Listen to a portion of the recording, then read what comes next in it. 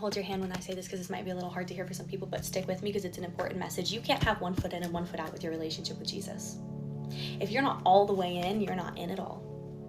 2 John 2:15 says, do not love the world or anything in the world. If anyone loves the world, love of the Father is not in them. 16 says, for everything in the world, the lust of the flesh, the lust of the eyes, the pride of life comes not from the Father, but from the world.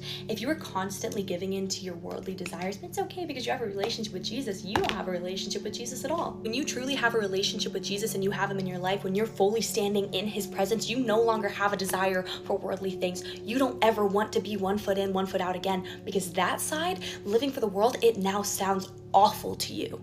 And I don't say this as someone who's perfect. I don't say this as someone who's holier than thou. I say this as a very, very broken and sinful person.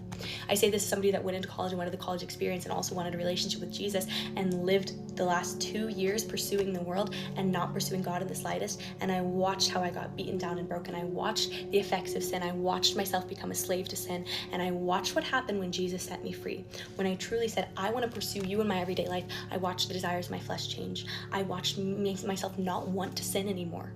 I watched my heart change, my dreams change, my soul change, my spirit change, everything in me change. If you have one foot in the grave and one foot out of the grave, guess where you are? Still in the grave. And Jesus did not defeat the grave just so that you could stay in yours. I think so often we hear the excuse, and I used this excuse too, I won't act like I didn't, of, well, I can go out and party because I'll be at church on Sunday morning. Or, I can give in to my lust because Jesus still loves me.